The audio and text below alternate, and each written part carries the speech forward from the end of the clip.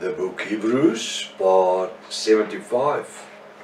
I'm Professor Hannes Redinghuis of the First Assembly of Yafashua in South Africa, Pretoria, Montana, also international. Should you require any of the books which I've written, there are a couple in English.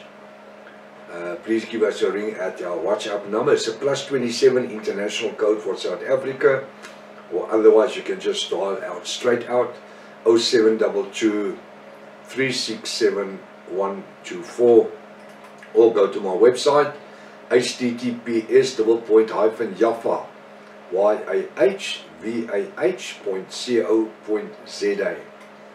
If this is the first time that you are about to participate in the study, you are very, very welcome. Please go to part 1, start from the beginning, because you have missed out on quite a bit of information already. Very important to also subscribe to the channel in order to receive the different notifications of the studies that we are busy with, as well as our TikTok messages. It's very important to share this link with your friends and family and to those that you care for. Make sure that you at least have a 1611 King James Bible, pen and a writing pad ready. Welcome to Breakfast with Prof. Hannes. Hallelujah. I trust that this study today is going to be a blessing unto you, and that Yahweh again is going to reveal himself in his word in our lives today, and to use us to the glory of Yahweh. We're going to continue where we left off yesterday morning. Now I'm going to again, we're busy with Hebrews 3. I'm going to read verse 5 again, because it runs into verse 6 and we haven't confirmed everything. And Moses, verse 5, and Moses very was faithful in all his house, as a servant, not as a son, not as a king, not as a priest. Moses, that led out his nation, the Hebrew nation, he led them out of captivity under Pharaoh, the Egyptian king, and he led them out. And he was only a servant unto the house. And we are called kings, sons, and priests today in the kingdom of Yahweh while we're living on earth. This is not the kingdom, but this is where we are performing in the kingdom of Yahweh, for to be prepared for that which we are to receive when we die. For a testimony of those things which were to be spoken after. Now the after was referring to Yahweh. Moses was speaking of the things that were to be after, which was in a period, Moses didn't live 1,000 years, but in the period of just more than 1,000 years, where the 613 laws would be the foundation for the nation of Israel to perform under.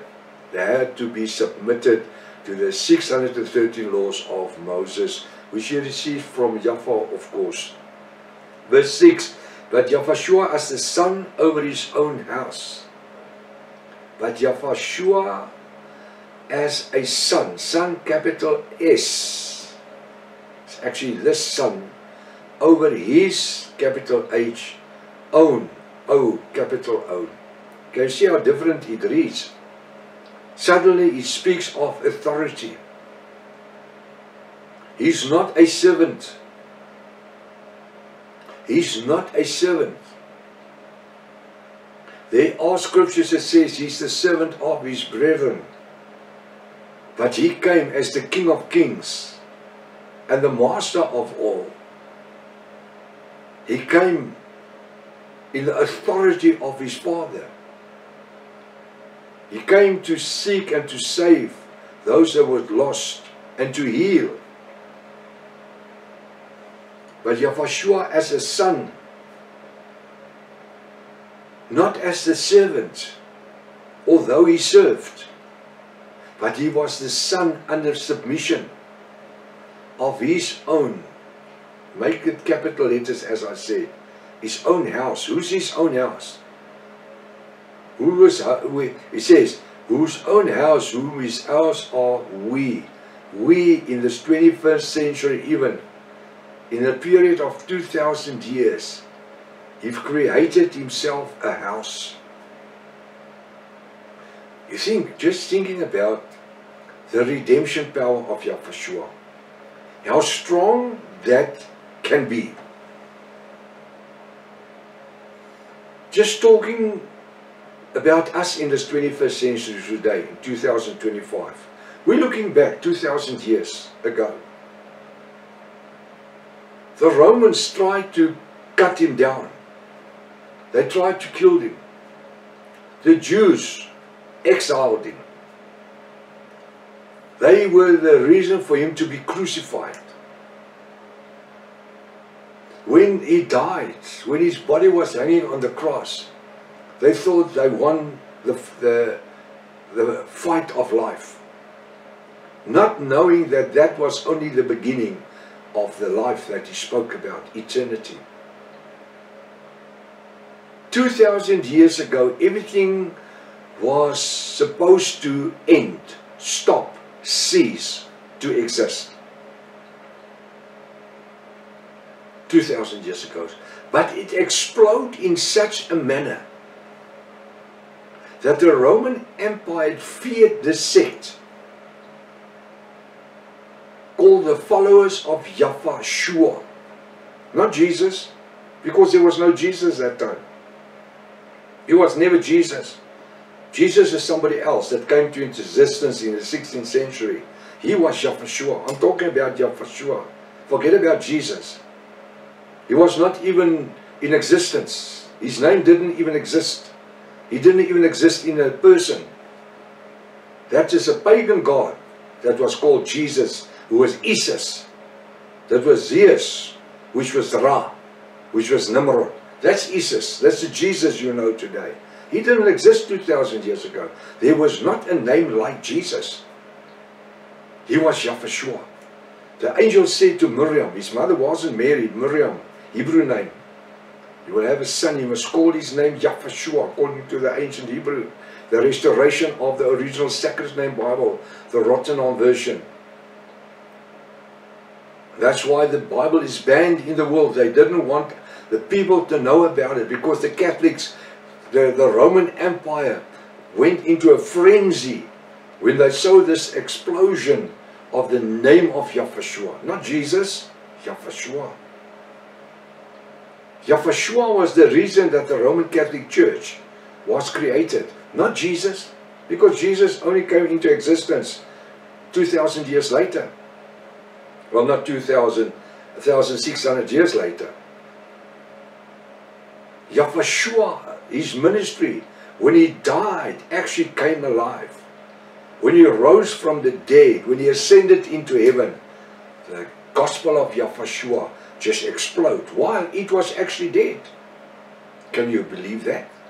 Something that is supposed to be dead has the effect what it has even today, 2,000 years later, in the lives of people. Last Saturday we had an immersing service. People were immersed in the name of Yahweh 2,000 years later, as if it happened 2 days prior to the Saturday, as if it was a Wednesday, or let's call it a Wednesday or the Thursday. People heard of the name and they were revealed unto them, and they repent, and now they want to be immersed in the name of Yahweh. Hallelujah. Something that was supposed to be dead, that nobody worried about. The Roman Catholic Church, let me just come back. The Roman Empire, there was no Roman Catholic Church. The Roman Empire got the fright of their lives when they saw this church, the sect, just exploding over the earth. They feared the sect in Yahweh to overtake the Roman Empire. That was the fear. And the answer was, let's create a church called the Roman Catholic Church, 34 AD. AY, after Yahweh. They created a state institution called the Roman Catholic Church. Roman meaning Roman Empire, state church. Catholic means united, church means universal. And today she's the mother of all churches. This Roman Babylonian whole mother who killed 150 million Yahvists and Jews, not Christians, Yahvists, because she became a Christian. This Babylonian whole mother, this Roman Catholic Church, in the 4th century, became 327 as a Council of Nicaea. She became the church. There was no such thing, but church means universal. The name Roman Catholic Church. She became a Christian empire. I want to use the word Christian. In the 4th century, Christian. There was never a name like that. Yahshua was never referred to as a Christian or a Christian movement. And whenever you hear the word Christian on news bulletins or anything, it means Roman Catholic Empire. They hide themselves, not wanting to say they are the Roman Catholic Babylonian All Mother's children. Then they come with this thing of, I'm the church, the apostle church. It's apostasy, it's not a church. Universal, she's the mother of all churches, all religions. Hislop, Alexander Hislop, in his book The Two Babylons, which is not attainable, which was banned in the world for more than 100 years. That book of Hislop it says that all churches, all roads leads to Rome. The Babylonian War Mother's headquarters, the Satan's headquarters, the Vatican in Rome. Yeah, I know I'm a bit off the point here, but it doesn't matter. I'm talking about the Son's house, Yahshua's. The name just came up and it exploded, and even into this 21st century today. Today, this name, they can't contain it. The Catholics can't seal it. They can't keep it away. No church can. You know why? Because it's written in the blood of Yahshua. Now this house that Yahshua presented, that he was the presenter of, is something different to what Moses presented. Moses presented a house with laws, 613 different laws written in the blood of animals, sacrificial bloods of lambs, goats and doves. I'm talking about a testament, a New Testament of grace written in the blood of Yahshua. We are going to come to it when we get to Hebrews chapter 7. You will have to have some seatbelts, because you're going to fall, make some somersaults. You're going to fall out of your chair when you see the power that's in the name of Yahshua. And that had to be contained. That had to be written out of the translations. Somebody said to me, Prof, why is there no evidence about this Yahshua in manuscripts and all this? It was taken away. It's been written out. That's why you had the Dark Ages. For 1,500 years, the Catholic Church killed and removed everyone and everything that had something to do with Yahshua.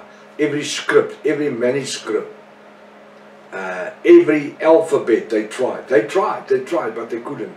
Because throughout the age of the Dark Ages, Yahweh kept his bloodline alive.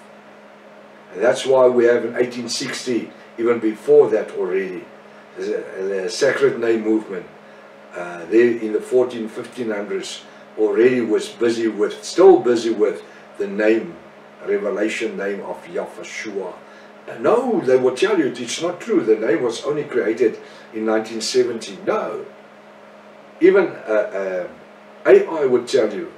I had a conversation with AI one night, and 4 times in one night, AI, the artificial intelligence, says, sorry Prof, we have made a mistake. We didn't know it. I cornered them on 4 different places about the revelation of the names. Where IA says, sorry, we didn't know it, but now we do. It's not because I'm something, it's because of the revelation and because of the Ruach HaKodesh driving this. The Ruach HaKodesh is the driving force behind these names. The house of Yahshua, which we are part of. 2,000 years ago, something that happened 2,000 years ago, today is the biggest problem to the church world out there. Can you imagine that? Something that died, that's supposed to be dead, more dead than dust and stone, 2,000 years ago, today is vibrant and alive, and is making the biggest waves in the world, and make demons flee, and the Satan run for his life. I'm just using a paraphrase here. So on the end of the day, we are part of a vibrant organism, if I can call it like that. No, it's above that. We're part of the Creator of heaven and earth, who have created His own Son, Yahshua, by exalting an angel, Hebrew 1, and give him a name above every name. And He became the Father of that Son. And He says, today, you will be my Son, and I will be a Father unto you. And He called Him a Elohim, and He gave Him a name above every other name. Wasn't the name Jesus? The name Jesus is a Bible God, Baal God. He didn't name Him Jesus. He named Him after Himself. His name is in Hebrew, Yod, Aleph, Hey, Vav, Aleph, Hey, from right to left. Y-A-H-V-A-H, Yafa. He's Yafa. And the Son became Yafa, the Shua. Shua, S-H-U-A, meaning Savior and Redeemer. He's not our Messiah. We don't have, as bride of Yahshua, we don't have a Messiah. Oh, but the Hebrew people say, Yafa, our Messiah. Messiah means Savior still to be born. He's our Redeemer. Our Savior has been born 2,000 years ago. And you know what? This vibrant name of Yahshua is alive and is vibrant today as what it was 2,000 years. Can you imagine? Can you imagine people still fearing something that's supposed to be dead 2,000 years later? Causing all the waves that we have on internet. The most books has been written about the name Jesus. They call Him Jesus. It's not Jesus, it's Yahshua. But Yahweh is going to reveal Himself unto this world in His revelation name. And He's busy through us who are the Yahwist and part of His bride. Now I'm so excited. I think for the next 3 hours we can still continue exactly on this one verse, and this is which is happening. I want you to have your mind, to let your mind go in this weekend. Be a testimony unto the kingdom of Yahweh and be part of the greatest happening in the world, and that is to be born again through the water, the Ruach HaKodesh, and in the immersing in the name of Yahshua. Till Monday, if it's Father's will. Maranatha. Yahshua is coming back again. Hallelujah.